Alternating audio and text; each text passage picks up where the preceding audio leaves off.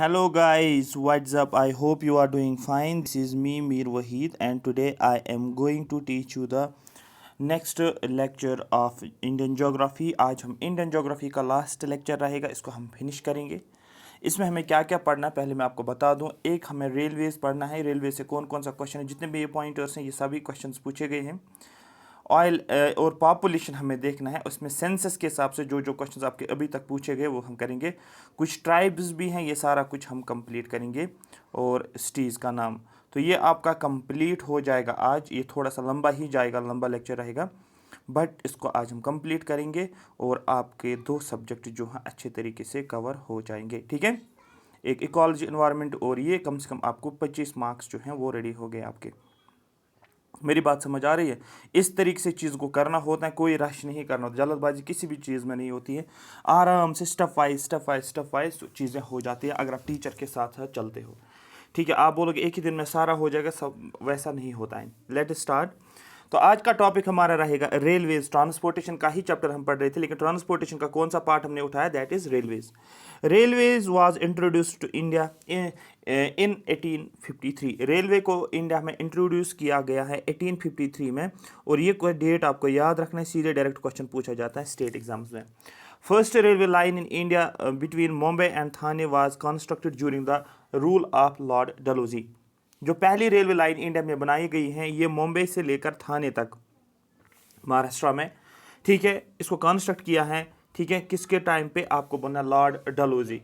ये था governor general, कहाँ का, गवर्नर जनरल ऑफ इंडिया। याद रखना, लॉर्ड डलहौजी के टाइम पे बहुत सारी चीज़ें हुई, इसमें रेलवे भी हुआ है, टेलीग्राफी भी हुआ है, कंस्ट्रक्शन काफ़ी ज़्यादा हो गया है। ठीक है, तो लॉर्ड डलहौजी का टाइम पीरियड आपको वैसे भी पता होना चाहिए, ये किस डेट से कहाँ तक था। The headquarters of Indian railway is new Delhi. Indian railway का हेडक्वार्टर कहाँ पर है, आपको बोला न्यू दिल्ली में। टोटल लेंथ जो है इंडियन रेलवे नेटवर्क का वो 67,368 किलोमीटर। द फर्स्ट सब urban railway was start in 1925 in Mumbai. Question पूछा जाएगा पहला सब अर्बन रेलवे कहाँ पर स्टार्ट हुआ था, आपको बोलना मुंबई में, और कब, 1925 में। Konkan railway line runs parallel to the Arabian Sea. बहुत ज़्यादा इंपॉर्टेंट है, कोंकण रेलवे जो है, जो वेस्टर्न घाट्स के साइड में, ये अरेबियन सी के पैरेलल में चल रहा है। मतलब ये मैंने बात की है कोंकण रेलवे लाइन, जैसे इस तरीके से रेलवे लाइन है। ठीक है, Gorakhpur railway station has the world's longest railway station. 5 star लगा लो, क्वेश्चन डायरेक्ट पूछा जाता है। Mumbai is the busiest suburban railway network in India.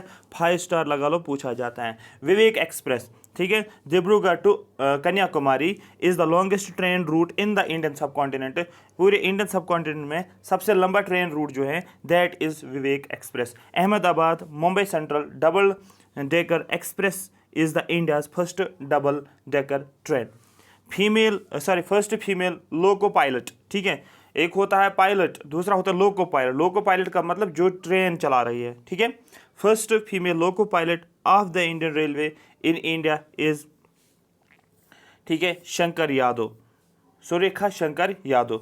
UNESCO world heritage sites on Indian railway. यहाँ पर आपके ये 4 के 4 पॉइंट्स आपको पता होनी चाहिए, इसमें एक भी पॉइंट आपको मिस नहीं करना है, क्योंकि आपको बोलना है कौन कौन सी जो इंडियन रेलवे की यूनेस्को वर्ल्ड हेरिटेज साइट्स हैं। याद रखना, सबसे पहले दार्जिलिंग हिमालयन रेलवे, ठीक है, नीलगिरी माउंटेन रेलवे, कालका शिमला रेलवे, छत्रपति शिवाजी टर्मिनस। ये चारों के चार आपको पता होने चाहिए।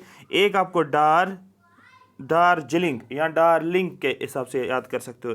नीलगिरी, ठीक है, नील और गिरी, फिर कालका याद रखना, कालका, फिर शिवाजी, इस तरीके से आप याद रख सकते हो। ठीक है, ये 5 इंडियन रेलवेज ऐसे हैं जो कि यूनेस्को के वर्ल्ड हेरिटेज साइट्स में आता है। First Indian private train is Delhi Lucknow Tejas express. पहली प्राइवेट ट्रेन की मैं बात कर रहा हूँ, उसका नाम क्या है, दिल्ली टू लखनऊ तेजस एक्सप्रेस को नाम दिया जाता है। उसके बाद the first Shatabdi express train was introduced in 1988 between new Delhi and Jhansi junction. Shatabdi express train was introduced in 1989 to commemorate the 100th anniversary of Jawaharlal Nehru. ठीक है, ये क्वेश्चन नहीं पूछा गया है बट ये याद रख सकते हो। ये वाला क्वेश्चन जो है ऑलरेडी पूछा गया एग्जाम में। इंडियन रेलवे को नेशनलाइज किया गया है 1951। जैसे हम पढ़ते हैं ना नेशनलाइजेशन ऑफ बैंक्स, तो फिर बोलते हैं 14 पहली बार 14 बैंक्स को नेशनलाइज किया गया है, उसका डेट भी पूछा जाता है। इसी तरीके से इंडियन रेलवेज को नेशनलाइज किया गया है 1951 में। UP has the longest route kilometres में of railway line in India. UP में सबसे ज़्यादा आपको लॉन्गेस्ट रेलवे रूट्स देखने को मिलेंगे। National rail museum located in Delhi. Northern railway is the largest zone in terms of route kilometre. अब बहुत सारे जोन्स हैं रेलवे जोन्स, उसमें से नॉर्दर्न जोन जो है ये लंबा जोन, बड़ा जोन माना जाता है, लार्जेस्ट जोन माना जाता है। एक एक्सप्रेस है जिसको बोलते हैं मैत्री एक्सप्रेस। मैत्री express running between India and Bangladesh. ये आपको याद रखना है, इंडिया से बांग्लादेश कौन सा एक्सप्रेस जाता है, इंडिया से नेपाल, मतलब जो बॉर्डरिंग स्टेट्स के आसपास जाते हैं वो आपको पता होना चाहिए। तो मैत्री एक्सप्रेस जो है ये इंडिया टू बांग्लादेश जो है रन करता है। Great Indian peninsular railway ran the first train from Bori Bandar to Thane in 1853। The width of the broad gauge railway line in India is 5 feet 6 inch, मतलब ये हैं 5.6 इंच। आपको याद रखना है, ये क्वेश्चन पूछा जाता है हमारे पास कितने गेज होते रेलवे के, आपको बोलना ब्रॉड गेज होता है, नैरो गेज होता है, मैट्रिक गेज होता है। तो याद रखना ब्रॉड गेज, फिर होता है नैरो गेज, फिर होता है metre gauge, metric gauge. Metre gauge का मतलब होता है ये 1 मीटर बोल सकता है, आप सीधे बोलोगे 1 मीटर। ठीक है, ब्रॉड गेज मैंने आपको बताया, ब्रॉड गेज कितना, आपको बोलना ब्रॉड गेज जो है 5.6। तो सबसे ज़्यादा इंडिया में ब्रॉड गेज ही देखने को मिलता है। ये क्वेश्चन जनरली जो रेलवे इंजीनियरिंग में पढ़ाया जाता है हमें, तो इसलिए इंपॉर्टेंट बनता है क्योंकि रेलवेज ही यहाँ पर हम पढ़ रहे हैं, तो ये आपको याद रखना है। Siliguri station has all the 3 gauge. ठीक है, जो सिलीगुड़ी स्टेशन जो है वहाँ पर तीनों गेज हमें देखने को मिलता है, broad gauge, metre gauge, narrow gauge या मेट्रिक गेज भी आपको बोल सकते हैं। मीटर का मतलब 1 मीटर का, इसकी विड्थ 1 मीटर होती है। मेरी बात समझ आ रही है। The world's highest railway bridge in Kashmir being construct over Chenab river. ये आपको करंट अफेयर में भी मिलेगा। वर्ल्ड का हाईएस्ट रेलवे ब्रिज जो है वो चिनाब रिवर के ऊपर हमें देखने को मिलता है। India's first rail route auto hub will be located in Chennai. National Rail and Transportation Institution is India's first and only transportation university located in Vadodara. ये पॉइंटर्स आपको पढ़ने हैं, मैं बता दूंगा कौन कौन सा क्वेश्चन आपको आ जाएगा। The railway network is divided 18 zones, question already पूछा गया है। रेलवे नेटवर्क जो है उसको 18 जोन्स में डिवाइड किया गया है, और उन 18 जोन्स कौन कौन से, किस जोन का हेडक्वार्टर कहाँ पर है, यहाँ पर 5 स्टार वाला लगाओगे आप, क्योंकि जोन में से एक क्वेश्चन आपको मिल ही जाएगा। आप बोलोगे सर 18 के 18 याद करने, डेफिनेटली 18 के 18 पता होनी चाहिए, और इनके हेडक्वार्टर टिप्स पे आपको होना चाहिए। ये भी कोड के हिसाब से ही चलेगा, जैसे आपको किस तरीके से याद रखना है। अगर आप यहाँ पर देखोगे नॉर्थ सेंट्रल, देखो north central, north eastern, north central हो गया ये वाला, ये हो गया ईस्टर्न वाला, ये हो गया फ्रंटियर वाला, ये हो गया वेस्ट वाला, हो गए 4, 1 2 3 4 हो गए नॉर्दर्न वाले। देखो साउदर्न में क्या एक है, इसके अलावा एक हो रहा है नॉर्दर्न रेलवे, तो नॉर्दर्न तो अपना ही आ गया नॉर्दर्न रेलवे। इसी तरीके से साउदर्न में आ जाओ आप बोलोगे अब साउदर्न में, ये साउदर्न रेलवे हो गया, मतलब यहाँ की बात कर रहा हूँ मैं। साउथ सेंट्रल रेलवे, उसके बाद साउथ सेंट्रल मैंने बात की, उसके बाद साउथ ईस्टर्न मैंने बात की, और उसके बाद साउथ ईस्ट सेंट्रल सपोज मैं यहाँ पर बात करूँगा, और साउथ वेस्ट रेलवेज, और साउथ वेस्ट यहाँ पर मैं इस साइड की मैं बात करूँगा। मतलब जब आप इस तरीके से जोन्स बनाते हो, ये सेंट्रल वाला दिखाओगे आप, ये साउथ वाला दिखाओगे, ये साउथ वेस्ट वाला पार्ट दिखाओगे, साउथ ईस्ट वाला पार्ट दिखाओगे। ठीक है, थोड़ा सा विजुलाइज आप करो, आपको सीधे समझ आएगा। ये हो गया, दैट मीन्स यहाँ कर ये हो गए 5, कितना ईजी है। अब ये हो गए नेक्स्ट 5, कितना हो गया, बहुत ज़्यादा ईजी हो गए। 10 बचे कितने, 8। अब देखो हाँ हो गए 10। अब देखो यहाँ पर देखो वेस्ट के 2 ले लो, वेस्ट रेलवे, वेस्ट सेंट्रल। ठीक है, ईस्ट ले लो, देखो eastern railway, east central railway, east coastal railway. 2 हो गए और 3 हो गए, पहले ऑलरेडी 10 थे, ये 5 हो गए थे, ये 5 हो गए थे, कितना हो गया, 5 5 10 5 15। ठीक है, बचा कितना, ऑलमोस्ट यहाँ पर हमारे पास बचता है एक जोनल रेलवे, और यहाँ पर साउथ कोस्ट रेलवे हमें दिखने को मिलता है। तो टोटल जब आप काउंट करोगे ये जितने भी हैं 18 है, लेकिन इनका हेडक्वार्टर आपको पता होना चाहिए। ये जो है ये जोनल रेलवे और हेडक्वार्टर, ये जोनल रेलवे का नाम है। ठीक है, ये नहीं है एक्चुअली, ये है, ये 18 है।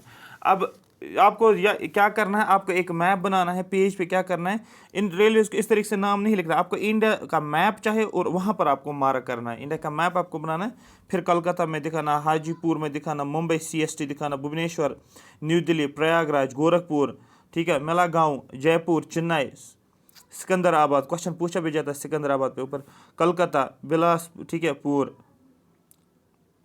हुबली, मुंबई, जबलपुर, कोलकाता, विशाखापट्टनम, ये आपको याद रखना है, ठीक है। ये मैं यहाँ से ही बोल रहा हूँ, इससे क्वेश्चन आएगा, इसको आप मिस नहीं कर सकते हो, ठीक है। इसके अलावा एक और है, यहाँ पर हम देखेंगे जिसको ऑयल एंड गैस पाइपलाइंस के बाद, जहाँ से ऑयल निकलता है और गैस की पाइपलाइंस होती है, ये भी ट्रांसपोर्टेशन के साथ हम देखते हैं। Pipelines are most convenient and efficient mode of transporting liquids and gases over long distance. Pipelines इसलिए लगाए जाते हैं, इसलिए इनको बनाया जाता है क्योंकि ये एक कन्वीनियंट तरीका होता है जिससे हम क्या करते हैं, जो लिक्विड होता है, जैसे पानी अगर हम बात करेंगे, या ऑयल की जनरली हम बात करते हैं, अगर जनरली लिक्विड यहाँ पर रेफर करते हैं ऑयल को ही, और गैस जो होता है ना, जो आप LPG यूज़ करते हो घर पे, वो आप लॉन्ग डिस्टेंस तक जो है ट्रेवल करते हो। Even solids can be transport by pipelines after converting them into slurry. जो सॉलिड्स होते हैं उनको हम सिलरी में कन्वर्ट करते हैं, और फिर सिलरी जब बनता है वो, उसके बाद पाइप्स के थ्रू ही हम उसको ट्रांसपोर्ट करते हैं एक जगह से दूसरी जगह। Oil India Limited, under the administrative setup of Ministry of Petroleum and Natural Gas, is engaged in the exploration and production and transportation of crude oil and natural gas. जो Oil India Limited जो है, ये किस ministry के अंदर आता है, आपको बोलना है ministry of petroleum natural gas. ये एंगेज होता है एक्सप्लोरेशन का काम, प्रोडक्शन का काम, फिर ट्रांसपोर्ट करना किन का, जो क्रूड ऑयल और नेचुरल गैस, ये सारी चीज़ें कौन देखना, oil India limited. It was incorporated in 1959 as a company. ये एज ए कंपनी के तौर पे बनाया गया है ऑयल इंडिया लिमिटेड 1959 में। Asia's first cross country pipeline covering A distance of 1157 kilometre was constructed by OIL from Nahar Katia oil field in Assam to Barauni refinery in Bihar. It was further extended up to Kanpur in 1966। ये नहीं पूछा गया, but ये भी आप जहन में रखोगे, ऑयल और गैस पाइपलाइन जो है क्वेश्चन नहीं पूछा गया अभी तक, ठीक है। तो बट स्टिल आपको पता होना चाहिए, ये भी ट्रांसपोर्टेशन के साथ आता है। अब यहाँ पर आपका एक क्वेश्चन तो बनता है इस टॉपिक से, मैं बताऊंगा अभी पिछले 2-3 सालों में कौन कौन सा क्वेश्चन JK SSB ने भी और SSC ने भी कौन कौन से क्वेश्चंस आपको पूछे हैं पॉपुलेशन पे। तो पॉपुलेशन एक हॉट टॉपिक माना जाता है जब आप ज्योग्राफी पढ़ते हो। ये पॉपुलेशन इंपॉर्टेंट बनता है सेंसस 2011 के हिसाब से। अभी 2021 जो है वो सेंसस कंप्लीट नहीं है, तो आपके क्वेश्चंस अभी 2011 के हिसाब से ही बनेंगे, ठीक है।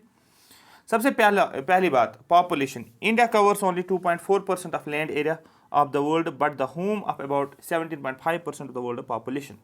बोला जाता है ये अगर पूरा वर्ल्ड है तो इंडिया ने कितना कवर किया है, आप बोलोगे इंडिया जो है 2.4% लैंड एरिया कवर कर रहा है पूरे वर्ल्ड का।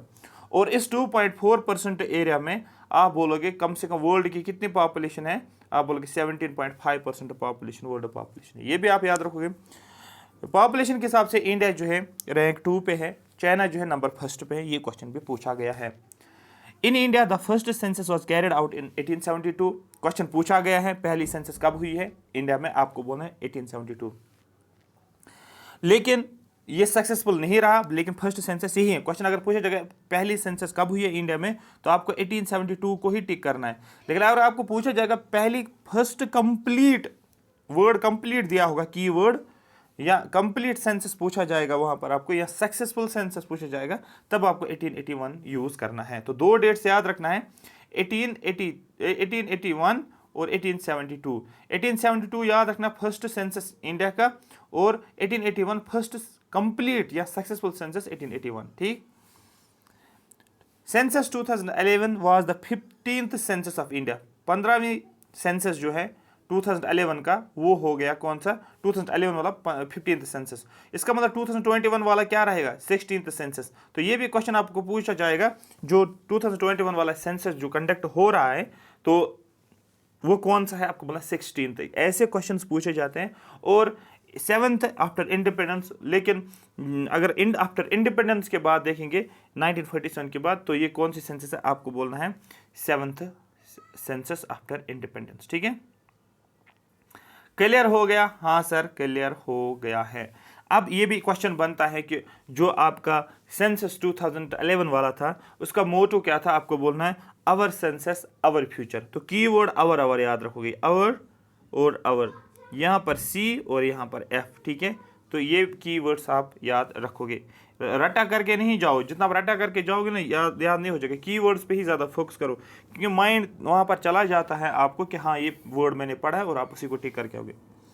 उसके बाद density of population expressed as a number of person per unit area, जैसे कि ये 1 स्क्वायर किलोमीटर एरिया, 1 किलोमीटर और ये 1 किलोमीटर लेंथ और विड्थ, तो एरिया कितना हो गया 1 किलोमीटर स्क्वायर। 1 किलोमीटर स्क्वायर में कितने लोग रहते हैं वो हो गया, मतलब उस वहाँ की पॉपुलेशन डेंसिटी इसको कंसिडर किया जाता है। डेफिनेशन पूछी जाती है पॉपुलेशन डेंसिटी का, मतलब नंबर ऑफ पर्सन्स पर यूनिट एरिया, कितने एक यूनिट एरिया में 1 किलोमीटर एरिया में कितने लोग रहते हैं, इसको बोला जाता है पॉपुलेशन डेंसिटी, ठीक है। It helps in getting a better understanding of spatial distribution of population in relation to range, तो इससे हमें ये पता चलता है, हम इजीली अंडरस्टैंड कर पाते हैं पॉपुलेशन डिस्ट्रीब्यूशन कितनी है फ्रॉम एक जगह से दूसरी जगह। अगर हम देखेंगे, जैसे कि आप देखोगे जम्मू एंड कश्मीर में पॉपुलेशन डेंसिटी अलग होगी, दो बाकी स्टेट्स में अलग होगी, दिल्ली में बहुत पॉपुलेशन डेंसिटी होगी, कंजेस्टेड एरिया आपको पता है, ठीक है। अरुणाचल प्रदेश वहाँ पर जाओगे, हिली एरियाज में देखोगे वहाँ पर पॉपुलेशन डेंसिटी उतनी नहीं होती है, क्योंकि एक घर यहाँ पर, एक घर यहाँ पर, एक घर यहाँ पर, तो वहाँ पर उतनी पॉपुलेशन डेंसिटी आपको देखने को नहीं मिलेगी। इसी तरीके से जहाँ पर पॉपुलेशन आपको ज़्यादा देखने को मिलते हैं वहाँ पर जो है पॉपुलेशन डेंसिटी ज़्यादा होती है। The density of population in India 2011 is 382, याद रख 382 पर्सन पर स्क्वायर किलोमीटर, मतलब एक स्क्वायर किलोमीटर में 382 लोग रहते हैं। ये क्वेश्चन ऑलरेडी पूछा गया है कि ये वैल्यू आपको याद रखना है, सीधे वैल्यू याद रखना है, इस पर कोई ये नहीं कि आप गेस करोगे वहाँ पर, नहीं, क्योंकि ये एक्यूरेट वैल्यू है 2011 के सेंसस के हिसाब से। There has been a study increase of more than 200 person per square kilometre over the last 50 years as the density of population increase from 117 person in 1951। 1951 से लेकर कब तक 2011 तक। अगर 1951 में देखेंगे तो एक स्क्वायर किलोमीटर में सिर्फ कितने लोग होते थे 117 लोग ही, लेकिन पॉपुलेशन बढ़ती गई है और इसी एक स्क्वायर किलोमीटर में ऑलमोस्ट डबल आपको देखने को मिला, ट्रिपल आपको देखने को मिला, 382 लोग एट प्रेजेंट पॉपुलेशन डेंसिटी में देख रहे हैं।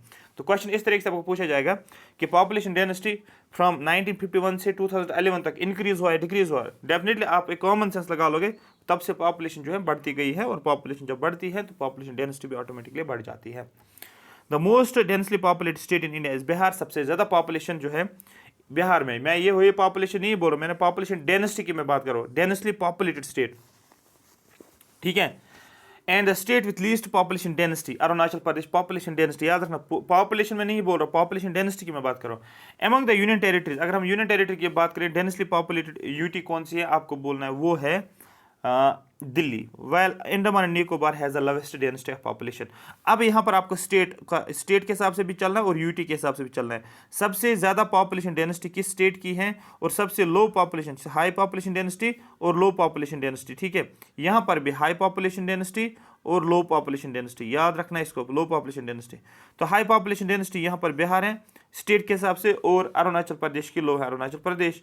और इसी तरीके से यहाँ पर हाई पॉपुलेशन डेंसिटी किसकी है, यूटी के हिसाब से आपको बोलना है दिल्ली, और लो किसकी है आपको बोलना है अंडमान एंड निकोबार। तो ये आपको इसी तरीके से रफ पे लिखना है, स्टेटमेंट आप नहीं लिखोगे, जैसे मैंने आपको ये फॉर्मेट बताया है कि आपको इसको हम बोलते हैं माइंड मैप के जरिए से, तब ही आपको याद रहेगा, और नज़र भी बार बार रिवाइज होता है। अकॉर्डिंग टू 2011 सेंसस के हिसाब से देखना, याद रखना सेंसस की मैं बात कर रहा हूँ, ठीक है। हमेशा क्वेश्चन सेंसस के हिसाब से ही पूछा जाता है। According to the 2011 census, 2011 census, the sex ratio of the country is 99:40 as it is, याद होना चाहिए, क्वेश्चन ऑलरेडी पूछा गया है बहुत सारे एग्जाम्स में, ठीक है। 2011 से अभी तक जितने भी एग्जाम्स उनमें से ये क्वेश्चन पूछा गया है कि सेक्स रेशियो जो है वो 940 फीमेल्स, याद रखना, वहाँ पर कंफ्यूज हो जाता, ऊपर मेल्स आएगा फीमेल आएगा, पर 1000 मेल्स, याद रखना, सॉरी यहाँ पर मेल्स आपको लिखना है, यहाँ पर आपको मेल्स लिखना, पर 1000 मेल्स में आपको 940 फीमेल्स आपको देखने को मिलेगा। ये पॉपुलेशन जो ये सेक्स रेशियो है, क्वेश्चन ऑलरेडी पूछा गया है। लिटरेसी रेट पे भी क्वेश्चन पूछा जाता है, प्रेजेंट लिटरेसी रेट कितना है, ठीक है। एज पर 2011 सेंसस 7.04, लेकिन जब क्या बोलते हैं इसको, 21 का सेंसस आएगा, ये सारा चेंज हो जाएगा।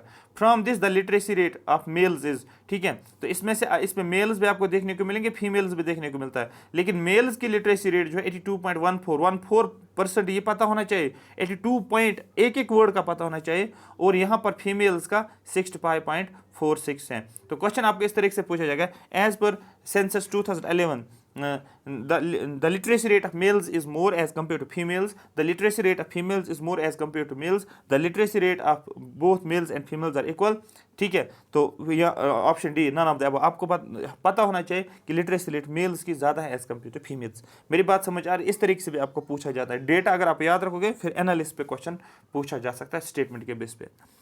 Growth of population is the change in the number of people living in a particular area between 2 point of time. Population growth हम क्या बोलते हैं, मतलब होता है नंबर ऑफ पीपल जो है उसका चेंज होना। जैसे कि मैं आप बोलता हूँ अभी 2022 की मैं बात करूँगा, ठीक है, तो 2022 सपोज मैं करता हूँ बात अक्टूबर, मैं अक्टूबर की बात करूँगा, फिर मैं यही बोलूँगा 2022 और दिसंबर की बात करूँगा, अक्टूबर नवंबर दिसंबर।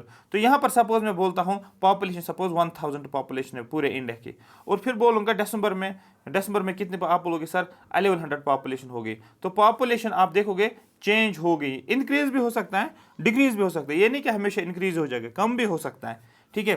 तो ये क्या होता है, इसको बोलते हैं पॉपुलेशन ग्रोथ। कितनी ग्रोथ आपको देखने को मिलेगी, आप बोलोगे सर डिफरेंस आ गया 100 का, ठीक है, कितना बढ़ गया, आप बोलोगे 1000 से बढ़ गया इंटू 100, तो आप बोलोगे ये 20, आप बोलोगे सर 10% पॉपुलेशन बढ़ गई है। हाँ सर 10% पॉपुलेशन बढ़ गई एज कम्पेयर टू अक्टूबर से, ये आप दिसंबर में बोलोगे। इस तरीके से बोला जाता है ये पॉपुलेशन ग्रोथ, मतलब change the number of people, कितने लोग चेंज हो गए, कितने नए लोग आ गए, कितने लोगों की डेथ हो गई। चेंज का मतलब होता है इंक्रीज भी होना, डिक्रीज भी होना। 2 पॉइंट ऑफ टाइम मैंने लिया, एक मैंने अक्टूबर लिया, एक मैंने दिसंबर लिया। इसी तरीके से मैं आज का टाइम ले लूंगा और अगले साल अक्टूबर में ले लूंगा, या 5 साल के बाद। तो ये हो जाता है population growth. The decadal and annual growth rates of population in India are both very high and steady increasing over time.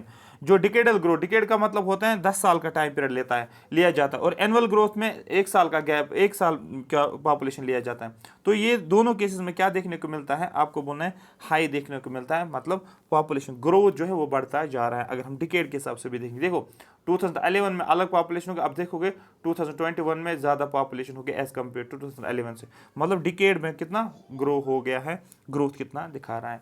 The annual growth of India's population 1.64%, ये क्वेश्चन ऑलरेडी पूछा गया है। सेंसस 2011 के हिसाब से हर साल की पॉपुलेशन हमें कितनी बढ़ती जा रही है, आपको बोलना 1.64% पॉपुलेशन बढ़ती जा रही है। मतलब अगर 100 पॉपुलेशन थी पहले, इसका मतलब 1%, सपोज 1000 पॉपुलेशन होगी तो 1% मैं जोड़ूंगा, प्लस करूंगा मैं 100, क्योंकि 1% जो हो जाएगा 10, 1% जो हो जाएगा वो 10 हो गया, ठीक है सर, हो गया 10, तो लिखा मैंने 10, ठीक है। इसी तरीके से तो दैट मीन्स अब क्या हो गया 1100 पॉपुलेशन हो गई। तो इसी तरीके से आपको क्या बोलना है, आपको बोलना है जो हर साल पॉपुलेशन जो ग्रोथ जो है वो कितना दिखा रहा है, 1.64%, ठीक है।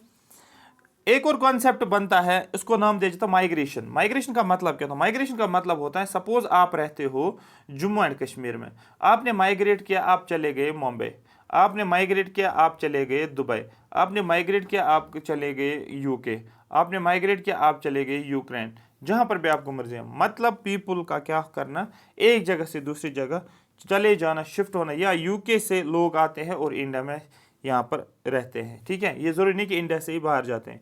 यहाँ क्या करते हैं, गाँव से सिटीज़ में रहना, टाउन से सिटीज़ में आना, या सिटी से शिफ्ट करना, कहाँ पर, गाँव में रहना, ये सारा कुछ माइग्रेशन के साथ आता है। People generally are emotionally attached to the birthplace, to their place of birth. लोग जो हैं वो इमोशनल, उनका अटैचमेंट होता है किसके साथ, जो बर्थ प्लेस होते हैं, जहाँ पर भी डेफिनेटली आप खुद को अगर देखोगे, जहाँ पर भी आपका बर्थ हुआ होगा, जहाँ पर भी आपने अपना जो है चाइल्डहुड निकाला होगा, ठीक है, स्पेंड किया होगा, तो वहाँ पर आपको एक इमोशनल अटैचमेंट है, ठीक है।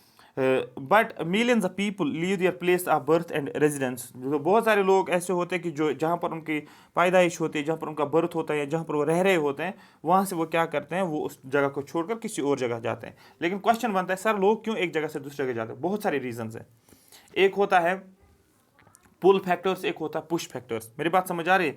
These reasons can be put forward into two categories. जैसे कि पुश फैक्टर, पुश फैक्टर का मतलब ये होता है these cause people to leave their place of residence और ओरिजिन। पुश फैक्टर का मतलब ये है कि ये ऐसे फैक्टर्स होते हैं जो आपको, मतलब मैं ऐसे बोलूँगी कि आप अपनी जगह छोड़कर किसी और जगह पर चले जाते हो। पुश आपको मतलब पुश समझो ना आप कि ऐसा फैक्टर होता है कि आप क्या करते हो, आप अपना प्लेस ऑफ रेजिडेंस जो है या जहाँ पर आपका ओरिजिन है वो आप छोड़ देते हो। ठीक है, मेरी बात समझ आ रही है? जैसे कि आप फॉर एग्जांपल मैं बोलता हूँ, मैं एक एग्जांपल लेता हूँ जम्मू एंड कश्मीर। जैसे कि एक हो गया श्रीनगर, ये हो गया सिटी, दूसरा हो गया कोई टाउन आप ले लो, सपोज टाउन ए।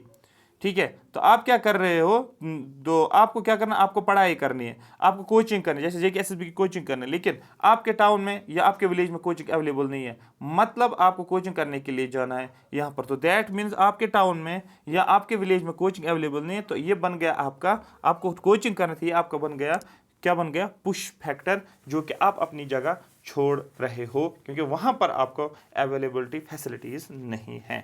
मेरी बात समझ आ रही? अब आप श्रीनगर आ गए, श्रीनगर बन गया आपका पुल फैक्टर, तो ये आपको खींच रहा है श्रीनगर वाला एरिया अपनी तरफ। क्यों? यहाँ पर फैसिलिटीज़ हैं, यहाँ पर इंस्टीट्यूशंस हैं, रहने के लिए भी जगह भी है, इंटरनेट की फैसिलिटीज़ भी है, लाइट भी हैं, हर एक फैसिलिटी है। ठीक है, कि ये आपको अट्रैक्ट कर रहा है अपनी तरफ। तो हो गए पुश फैक्टर्स और दूसरा हो गया पुल फैक्टर। मेरी बात समझ आ रही है? हाँ सर, समझ आ गया है। ये मैंने एक जनरल बेसिक एग्जांपल बताया, सो आपको पुश और पुल फैक्टर समझ आने चाहिए। In India people migrate from rural to urban areas. लोग क्या करते हैं, वो गाँवों से सिटीज़ में आते हैं, विलेज से सिटीज़ में आते हैं। क्यों? विलेज में जॉब अवेलेबिलिटी नहीं होती है। मेरी बात समझ आ रही है? तो जॉब करने के लिए वो सिटीज़ में आते हैं क्योंकि यहाँ पर बहुत सारे ऐसी चीज़ें होती हैं कि आप जॉब ईजिली मिल सकता है आपको, जो फैसिलिटीज़ आपको विलेज में नहीं मिलता है। विलेज में क्या होते हैं, क्योंकि विलेज में जॉब अवेलेबिलिटी नहीं होती है, तो लोग पुअर होते हैं, तो वो क्या करते हैं, वो शिफ्ट करते हैं किसी और जगह और वहाँ पर क्या करते हैं, जॉब करते हैं। जैसे कि अगर यहाँ के जम्मू एंड कश्मीर को अगर मैं बात करूँगा, जो पुअर पॉपुलेशन होती है, विंटर के 6 महीने जो होते हैं यहाँ पर फैसिलिटीज़ नहीं होते, वो काम करते, तो वो घर में पड़े रहते थे। लेकिन वो क्या करते हैं, वो विंटर के 5-6 महीने माइग्रेट हो जाते हैं, कहाँ पर, किसी और जगह, जैसे कि हम बोलेंगे दिल्ली चले जाते हैं, बेंगलुरु चले जाते हैं, हिमाचल प्रदेश चले जाते हैं। क्यों? क्योंकि वहाँ पर उनके पास अपॉर्चुनिटी है कि वहाँ पर वो काम कर पाते हैं, क्योंकि यहाँ पर बिकॉज ऑफ क्लाइमेटिक इश्यूज़, सर्दी की वजह से यहाँ पर उनके पास काम नहीं होता है जो वो करना चाहते थे, due to poverty, high population pressure और लैंड। या क्या होता है, लोग सिटीज से क्या करते हैं, किसी और जगह चले जाते हैं, या मैं बोलूँगा विलेजेस में ही चले जाते हैं। क्यों? सिटीज़ में पॉपुलेशन का प्रेशर बहुत ज़्यादा है या पोल्यूशन ज़्यादा है, इसलिए लोग जो है माइग्रेट कर रहे हैं गाँव की तरफ। ये भी आप बता सकते हो। तो in India people migrate from rural to urban. लोग जो हैं वो रूरल से, मतलब गाँवों से आते हैं कहाँ पर, अर्बन एरियाज़ में, टाउन्स में, सिटीज़ में, mainly due to poverty, high population pressure on land, lack of basic, ठीक है, infrastructure facilities like health care, education, जो मैंने आपको अभी एग्जाम्पल बताई। आप इसलिए आते हो सिटी में क्योंकि वहाँ आपके गाँव में फैसिलिटीज़ एजुकेशन की नहीं होती है। तो ये आपको समझ आया होगा। ठीक है, मैं इसको यहाँ पर ही रोकता हूँ, इसके पीछे रीज़न है क्योंकि लेक्चर लंबा और जाएगा। लेक्चर अगर ज़्यादा लंबा हो गया ना तो वो जो होता है वो ज़्यादा याद नहीं रहता है। इसलिए जब भी आप पढ़ोगे खुद भी आप हमेशा आधा घंटा पढ़ा करो, 5 मिनट रेस्ट लिया करो, सो दैट आपके माइंड में भी चीज़ें रहती है। जितना आप कम चीज़ें पढ़ते हो उतना वो हमेशा के लिए याद रहता है, जितना आप ज़्यादा चीज़ें पढ़ते हो उसमें से याद नहीं रहता। तो मैंने सोचा था कि इसी में कंप्लीट करूं, बट नहीं, अब थोड़ा सा मैं इसको एक और पार्ट बना लूँगा। इसके पीछे रीज़न ये क्योंकि ट्राइबल, आपको ये ट्राइबल वाले जो एरियाज है कौन कौन सा आता है इसमें से क्वेश्चन, और इसमें से अब हमें ये सिटीज़ का भी पढ़ना है कि हो गए 2 टॉपिक। तीसरा टॉपिक हमें ये पासिस का भी पढ़ना है और यूनेस्को के हेरिटेज साइट से, इसको भी टाइम लगेगा। ठीक है, तो यहाँ तक ये कंप्लीट हो जाएगा। ठीक है, thank you so much for watching मी। अगर आपके सेशन लगा तो कमेंट सेक्शन में लिखो यस सर, हमारा ज्योग्राफी जो है हो रहा है, मतलब हो गया है। कमेंट सेक्शन में आप मेंशन करोगे और लिखोगे कि आपका कौन सा सब्जेक्ट जो है स्टार्ट करना है, तो वो आप मुझे बता सकते हो comment section. Thank you so much for watching.